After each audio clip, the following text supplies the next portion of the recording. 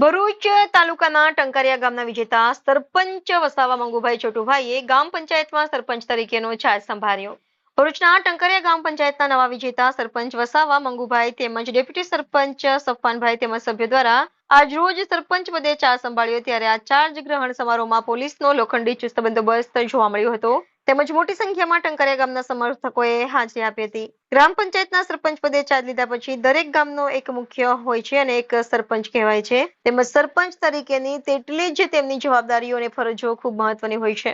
એક હોશિયાર સરપંચ ગામના વિકાસ અને સુંદર ગામ અને શિક્ષિત ગામ અને આદર્શ ગામ બનાવવા માટેની મુખ્ય ભૂમિકા હોય છે. તેમજ ડેપ્યુટી સરપંચે જણાવ્યું હતું કે અમારી નવસર્જન પેનલ વિકાસના કામો જેવા કે આરોગ્ય ક્ષેત્રના કે અન્ય કોઈ પણ ગામના પ્રશ્ન હોય અમે જિમ્મેદારીની સાથે અમારી ફરજ નિભાવીશું અને ગામમાં વિકાસના કામો એ અમારી ભૂમિકા રહેશે. તેમજ અલગ અલગ યોજનાઓ અમલમાં લાવીશું અને પંચાયતની બેઠકોનું પૂરા પ્રયત્નથી સંચાલન કરીશું. તેમજ સરકારની યોજનાઓને ગામ સુધી પહોંચાડવામાં અમારી મુખ્ય કાર્ય રહેશે. આ ચાર્જ ગ્રહણ કાર્યક્રમમાં નવનિયુક્ત સરપંચ મંગુભાઈ વસાવા, ડેપ્યુટી સરપંચ સફવાનભાઈ બુટા તેમજ પંચાયતના વિજેતા સભ્યો તેમજ સર્કલ ઓફિસર રાહુલ એમ પટેલ તેમજ તલાટી ઘનશ્યામભાઈ વસાવા તેમજ ભદ્રેશભાઈ સાવલિયા તેમજ પાલેજ પીઆઈ કે.આર. વ્યાસ મેડમ તેમજ પીએસઆઈ સંજયકુમાર સાહેબ અને મોટી સંખ્યામાં ગામના આગેવાનો અને સમર્થકોને ગ્રામજનો હાજર હતા.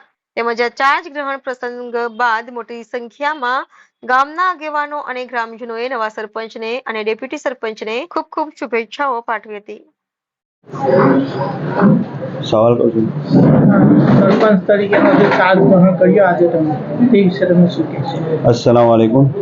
આજથી 7 તારીખે જે અમારું ગામ પંચાયત ટંકારિયાનું ઇલેક્શન હતું અને એની ગણતરી બાદ અમારા જે સરપંચના ઉમેદવાર હતા વસાવા મંગાભાઈ એમને ગામ લોકોએ એક વિશ્વાસ રાખીને જંગી બહુમતીથી વિજયી બનાવ્યા.